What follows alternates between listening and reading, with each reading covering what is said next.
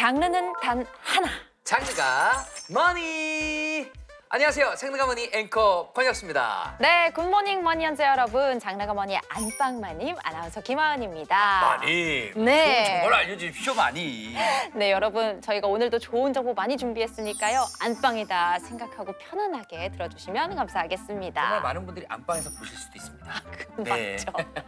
자, 오늘 함께해 주실 전문가 선생님들 소개해드리겠습니다. 자, 이거 할 때마다 너무 기분이 좋아요. 네. 부릉부릉 박시동 평론가님 안녕하세요. 네, 안녕하세요. 부릉부릉 박시동입니다. 자, 이분은 저는 생각이 달라해서 배워서 구면이고 하은 아나운서는 초면이겠네요.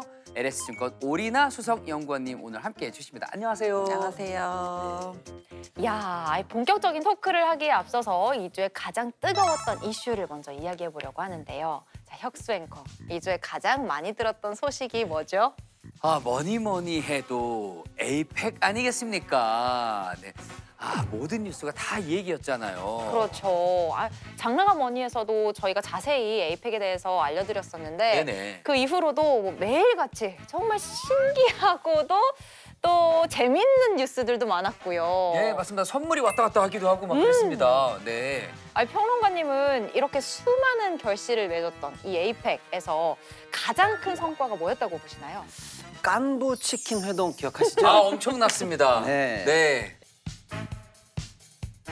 엔비디아의 젠슨왕 CEO가 방한을 해서 우리나라에 큰 선물을 일단은 주고 갔죠. 저는 일단은 GPU 26만 장 확보. 이걸 일단 가장 크게 좀 말씀드리고 싶은 이슈다. 이렇게 네. 말씀드리고요. 네. 그러나 무엇보다도 한미 관세 협상 타결. 이게 아마 가장 큰 이슈가 아닌가 생각이 듭니다. 우리 경제를 눌러왔던 불확실성이 거쳤다 이렇게 좀 말씀드릴 수가 있어요. 네. 3,500억 불 정도를 미국에 낼 뻔했는데 연간 200억 불 한도로 해서 10년에 걸쳐서 일단 현금 투자하는 것으로 좀 타결이 됐고요. 이제 상호 관세도 조만간에 25%에서 15%로 낮춰진다라는 소식이니까요. 우리 경제 내년 살림 이제 어떻게 살아야 될지 청사진을 그릴 수가 있게 됐다. 이 부분이 아마 이번 에이펙 기간 중에 가장 큰 성과가 아니었나 이렇게 생각이 듭니다. 이야, 그렇다면 이 에이펙 이후로 우리나라가 또 어떤 경제적인 효과를 기대할 수 있을까요? 깐부치킨 회동도 그렇고 최근에 뭐 화장품의 선물을 또 주고받고 이런 모습들이 나오면서 자연스럽게 이제 우리나라 제품들에 대한 그리고 특히나 소비재 업체들의 이제 브랜드들에 대한 이제 홍보 효과가 일어났다 이렇게 보고 있고요. 이제 이런 부분들이 뭐 내년이나 내후년에 계속적으로 수출을 봤을 때에는 크게 글로벌리 도움이 될 것이다 이렇게 전망하고 있습니다. 자, 이렇게 호재가 빵빵 터져준 덕분에 뭐 로봇, AI, 반도체 등 이 관련 수혜주들이 폭등하기도 했습니다. 자, 그런데 에이펙 효과 이제 시작 아니겠습니까? 네, 저희가 어떤 종목을 좀 주목하면 좋을까? 이게 핵심입니다. 일단 세 가지만 말씀드려볼게요. 네. 첫 번째는 AI 반도체입니다. AI 반도체. 네, 아무래도 이번에 GPU 26만 장 확보를 통해서 이번에 우리가 AI 3강으로 가는 큰 무기를 얻게 된 거거든요. 네. 두 번째는 자동차 업종입니다. 자동차요? 예, 그동안 이제 관세가 다시 10% 낮아지면서 일본이나 유럽과 동등하게 이제 미국에서 경쟁을 할 수가 있게 됐거든요. 이제 제대로 싸워볼 하겠네요. 그렇죠. 세 번째는 제약 바이오 부분입니다. 제약 바이오요? 네, 사실상 이번에 거의 무관세에 가까운 최혜국 대우를 약속받았거든요. 네. 이런 측면에서 앞으로 경쟁력 확보에도 큰 힘을 얻을 것 같습니다. 이 세 섹터 앞으로 주목해 보시면 좋을 것 같아요. 네, 다 별표를 쳐놨습니다, 제가. 이번엔 진짜 하실 거예요? 네, 그럼요. 자, AI 반도체, 자동차, 제약 바이오 딱 적어놨습니다. 네, 이 정치 외교 슈퍼위크 에이펙 주간은 끝났지만 지금부터가 시작이다라는 생각이 듭니다. 앞으로 이런 생각을 가지고 좀 각 섹터들 꼼꼼하게 따져봐야 할 것 같습니다. 자, 그래서 말인데요. 권혁수 앵커, 앞으로가 더 중요합니다. 네. 이번 주 준비한 소식은 뭐니? 네, 앞서 에이펙의 엄청난 성과, 경제적 효과까지 알아봤는데요. 이 굵직굵직한 이벤트들 사이에서 부드럽고 강력하게 힘을 발휘한 분야가 있습니다. 뭘까요? 에이펙의 숨은 수혜주, 바로 K-뷰티입니다. 주요 인사들도 우리나라 화장품을 내돈내산한 인증샷을 SNS에 올리면서 큰 화제가 됐죠. 관련 주가가 깜짝 급등하기도 했었고요. 에이펙 정상회의에서 확인된 K-뷰티의 우수성과 위상, 과연 어디까지 뻗어갈 수 있을지 2주의 머니에서 하나씩 풀어보도록 하겠습니다.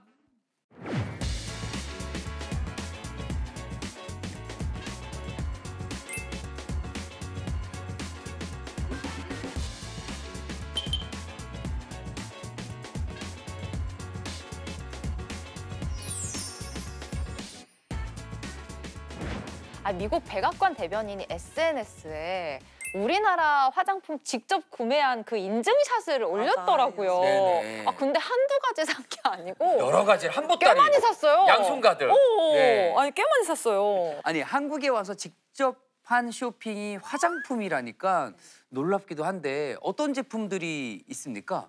모두 국내 브랜드 제품이었고 브랜드로 말씀드리면 조선미녀 그리고 구달 그리고 오. 토리든 그리고 메디큐브 그리고 메디힐 마스크팩 등이 있었습니다.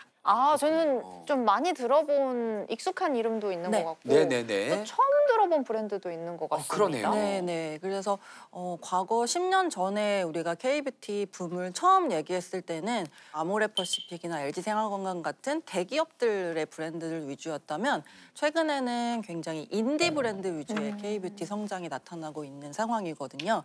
그리고 마케팅도 SNS 통해서 어떻게 보면 전 세계적으로 동시에 송출을 할 수 있는 그런 채널 창구가 생긴 거다 보니까 이제 이런 부분들이 글로벌 소비자들에게 굉장히 소구를 잘 하고 있는 상황이다 이렇게 평가하고 있습니다. 맞습니다. 사실 우리나라가 화장품 강국이에요. 근데 우리나라 화장품 강국을 만들어 왔던 빅3 화장품 회사가 있거든요. 네. 예, 아모레퍼시픽 들어보셨죠? 네. LG 생활건강, 애경산업 다 들어보셨을 거예요. 네네네. 다 유명하죠. 소위 말하는 빅3 기업인데요. 최근에는 아까 우리 연구원님 말씀하신 것처럼 이 빅3가 아니라 못 들어본 브랜드들이 굉장히 많죠. 네네. 네. 소위 말하는 K뷰티의 지각 변동이 일어나고 있다라고 해도 과언이 아닙니다. 이게 오히려 요즘은 한국 사람들보다 외국인들이 먼저 우리나라 신제품들의 반응을 먼저 한다고 하더라고요. 자, 그래서 저희 제작진이 사진 속 제품 중 하나의 브랜드 매장에 찾아가서 정말로 외국인에게 인기가 많은지 확인해 봤다고 하는데요. 외국인 관광객 핫플이 된 K뷰티의 현장 영상 함께 보시겠습니다.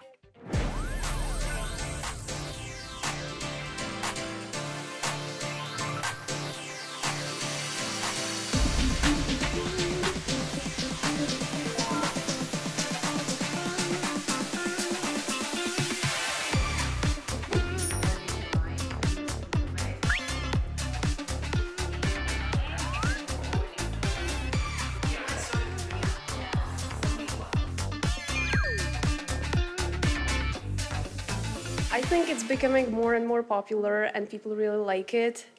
In Czech beauty stores, you can see more and more brands that are Korean based. And yeah, people really do enjoy them. People love it, especially sunscreens, because in Western countries, usually the sunscreens are very thick, whereas here in Korea, they're more lightweight. So that's something that people like, I think. So I've noticed that tinted sunscreens are getting more and more popular. I think it's good because, as you can see, they are offering even darker and more diverse shades, which is something I support a lot. 실질적으로 에이펙 이후로 저희 매장 찾아주는 분들이 이미 그 인스타그램을 많이 보시고 그거 사진 아예 가지고 오셔서 이 제품이 어떤 건지 찾아달라고 하시는 분들도 굉장히 많습니다. 네, 매장 찾아주시는 고객분들은 각국에서 다양한데요. 보통 80~90% 이상 손님들이 외국에서 오시는 분으로 구성되어 있습니다. 한국에 방문하셨다가 한국에서 가장 사가야 될 기념품들이 뭔가라고 생각했을 때 대부분 화장품 많이 사가시더라고요. 기념품으로 많이 사가고 계십니다. 와, 거의 80%, 90% 거의 대부분이 외국인 손님인데요? 직원분들 빼면 거의 다 외국인들 그쵸. 같아요. 네. 요즘 K뷰티의 전체적인 성장세가 와 심상치 않잖아요. 네네. 네, 맞습니다. 국내 화장품 수출액이요 이미 100억 달러를 넘어섰습니다. 그리고요 전 세계 수출 관련해서는요 네. 프랑스, 미국에 이어서 이미 3등입니다. 세계 오? 3강이에요. 일본을 뛰어넘었군요. 맞습니다. 어머. 특히 화장품 관련해서 큰 시장인 미국에서는요 프랑스를 제치고 우리나라가 수입 1위 국가가 됐어요. 진짜요? 그리고요, 이거는- 예. 그리고 옆 나라에서는요 아예 1등을 해버리는 어마어마한 성과를 내고 있습니다. 뭐 인기가 지금부터 막 시작된 건 아니잖아요. K뷰티의 인기는 과거부터 시작이 됐었던 거잖아요. 잘 나가는 K뷰티 뭐가 있는지 좀 궁금합니다. 어떤 브랜드들이 있는지. 방금 우리가 본 이 조선 미녀 있지 않습니까? 네. 이게 보통 인기가 아니에요. 그렇습니까? 그렇습니다. 조선 미녀라는 화장품은 사실은 이제 구다이 글로벌이라는 회사가 갖고 있는 브랜드거든요. 조선 미녀 말고도 티르티르, 스킨천사 등 오히려 국내보다 해외에서 굉장히 유명한 다양한 브랜드들이 있거든요.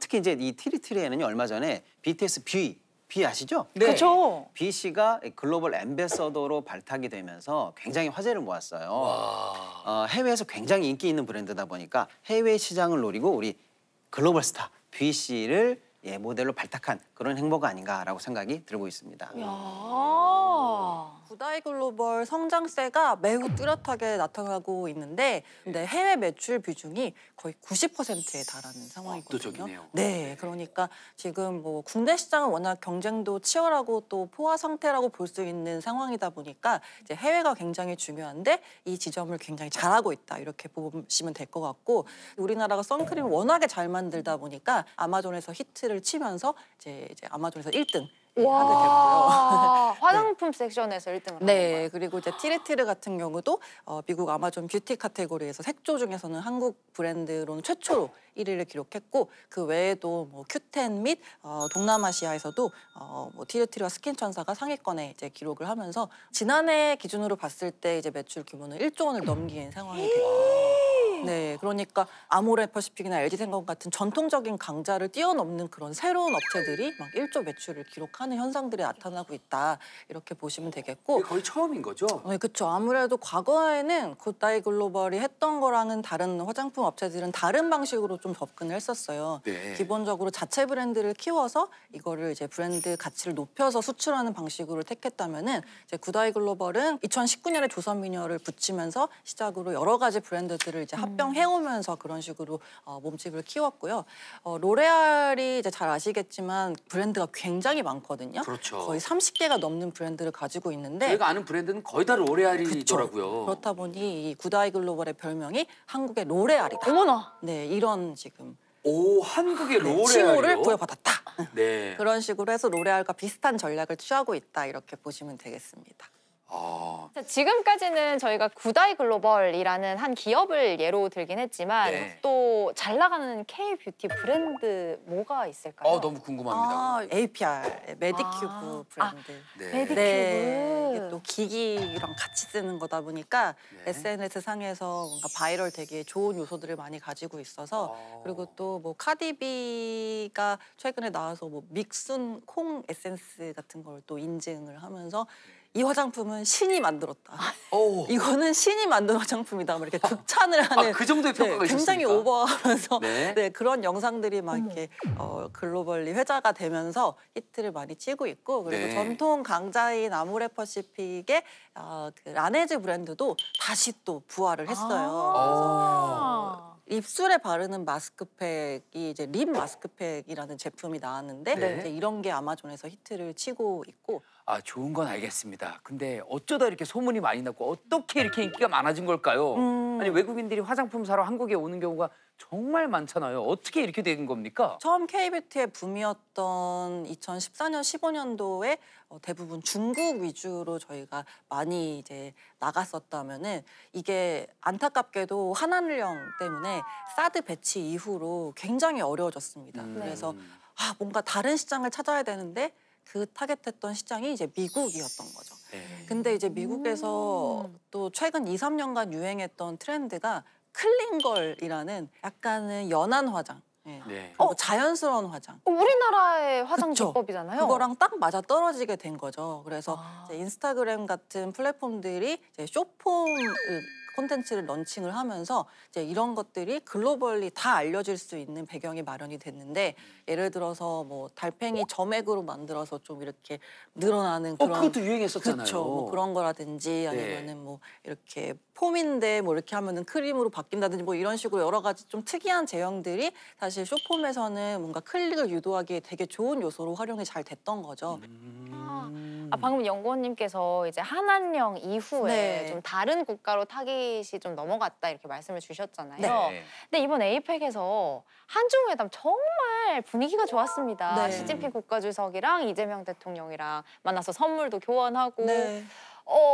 왠지 한한령이 이젠 좀 해제가 되지 않을까 싶은 기대감이 드는데 그렇게 되면 지금까지의 전성기는 뭐 전성기도 아닐 정도로 정말 초전성기, 초전성기가 오는 거 아닌가? 네, 그거를 시장에서 다 기대를 하고 있고, 근데 전반적으로 저희가 봤을 때 이 화장품 시장에 대한 전망을 해본다면은 앞으로는 가장 화장품의 강력한 경쟁자로 볼 수 있는 산업 외부의 지금 시술이라는 존재가 침투를 하기 시작했다라는 거는 앞으로 이제 화장품에 있어서 효능을 되게 강조하는 제품들이 상대적으로 경쟁 우위에 있을 것이다 이렇게 보고 있고, 이런 카테고리들 위주로 성장을 할 것이다 이렇게 전망하고 있습니다.